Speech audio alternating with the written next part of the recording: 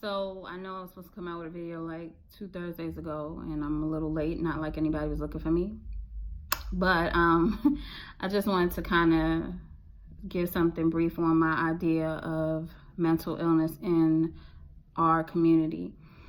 Now, you have to understand something, that we were dealing with slavery, and pardon me if I'm going to talk a little faster because I don't want this video to be long and drawn out, because I know that people have like no attention span, but including myself.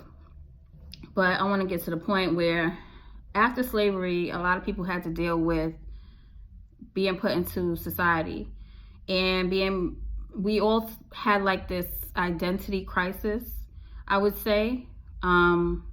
Just imagine being uprooted, put in another area, then being freed and put in a place where we weren't equal.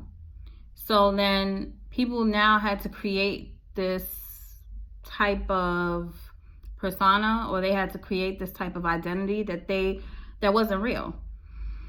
So now, moving forward all the way, and I have to move forward past these years. I'm not going back to 1930, 40s. I'm going straight to now, because it continues on, and now it's worse.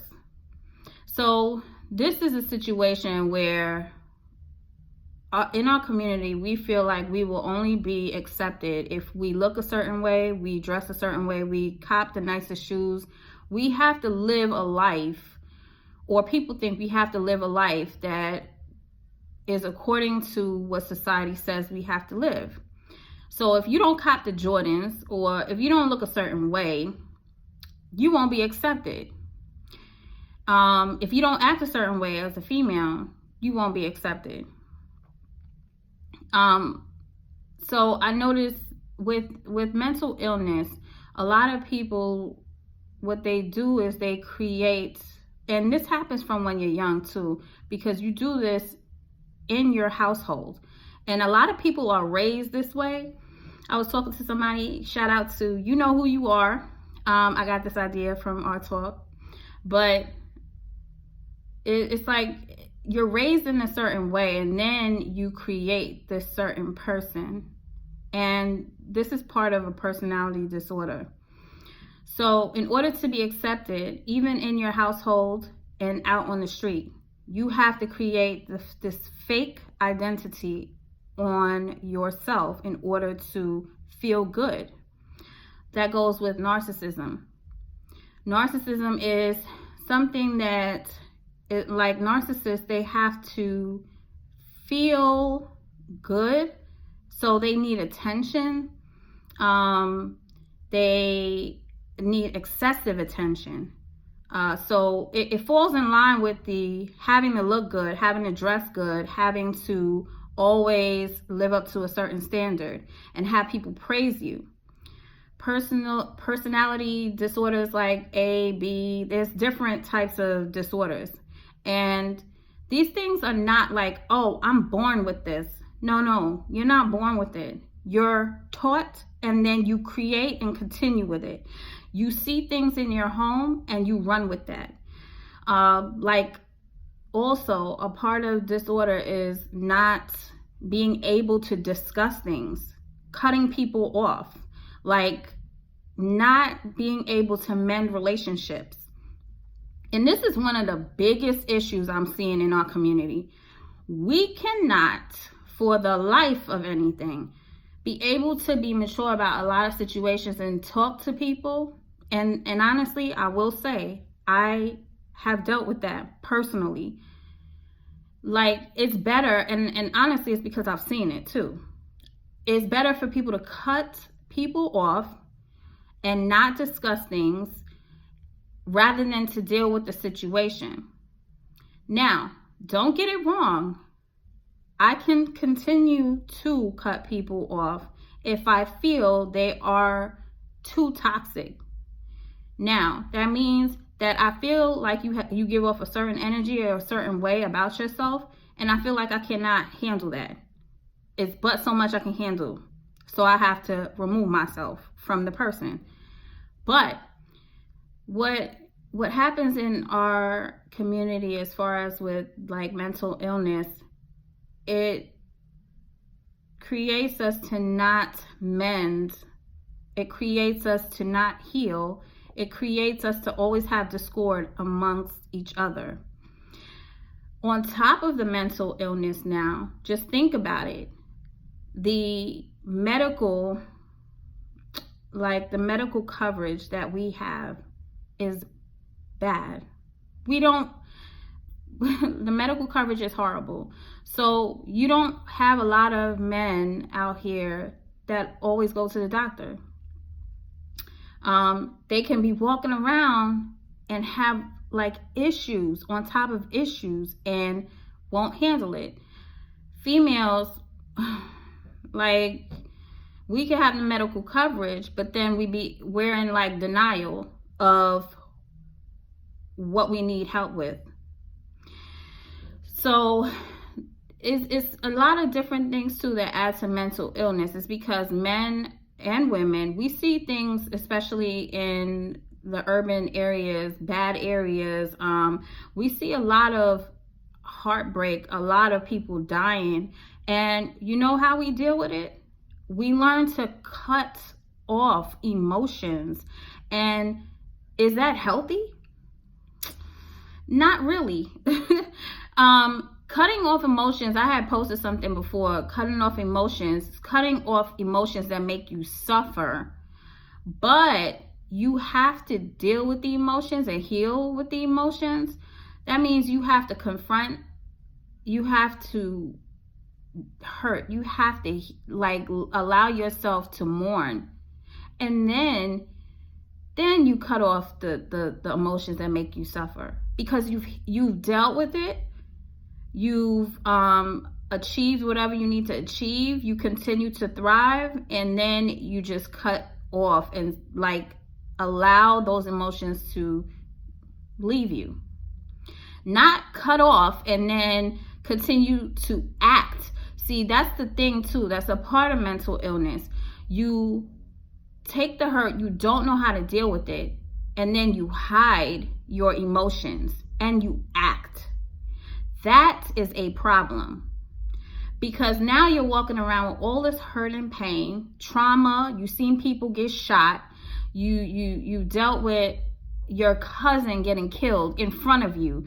You've dealt with someone getting raped in your family. You dealt with your own self being molested. And you know what you have to now do, because you're told to just deal with it? You act like it never happened. You go to school, you go to work, and you just continue to move on. And then you don't see people going to counseling. People just continue to live their life like nothing. It's just a constant acting. And then, you know, it's not like your kids don't see it. You're raising your kids to act now too. You say, okay, it's okay to act. And then you create monsters. You put them out into society, and then you feel like, okay, this is fine. It's okay to be this way. As long as you got nice sneakers and as long as you look good, you're okay. No, you're not. People need to understand you have to fix the hurt. You have to fix the pain. You have to deal with it. And then you have to grow from it. If you don't do that, you will continue to have your children, and to teach them the same things. I will say on here, I have dealt with a child, my son, my oldest. He has like problems as far as dealing with his emotions. And one of the things too, and I'm going to say, and I'm going to put it out there, I have not been the best parent. No one is the best parent.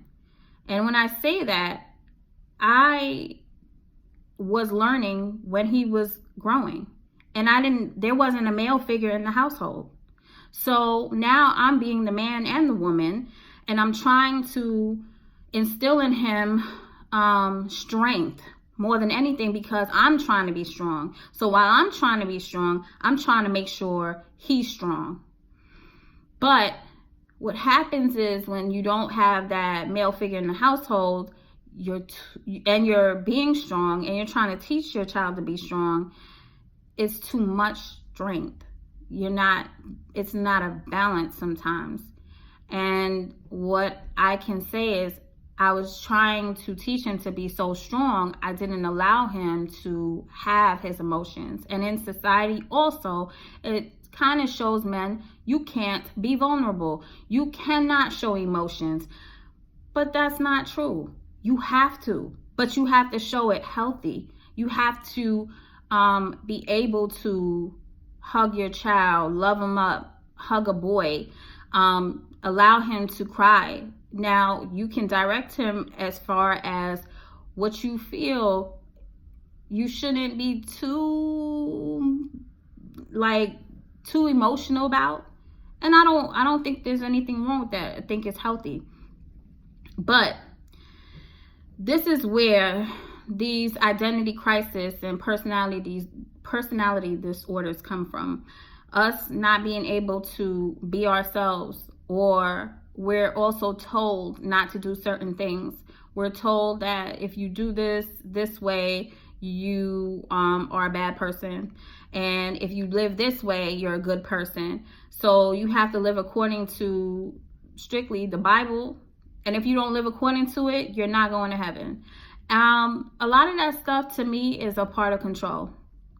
That's how I see it. I see it as a part of control. It's a part of someone. It stems from religious authorities deeming that they needed to control slaves. And what was the best way? Take away all your knowledge and then enforce us to live a certain way. And if we didn't live that way, we wouldn't be accepted by God either. Just imagine that. So now you're walking around like, I won't be accepted by God. I'm seeing people get shot up all day. Now this puts you in a position like you don't even know who you are. And now you have to act. So do you understand? Like, mental illness is really serious in our community. And I really wish and hope and pray that we can learn to try to heal from a lot of the past traumas that we've seen in our life. It's called breaking generational curses.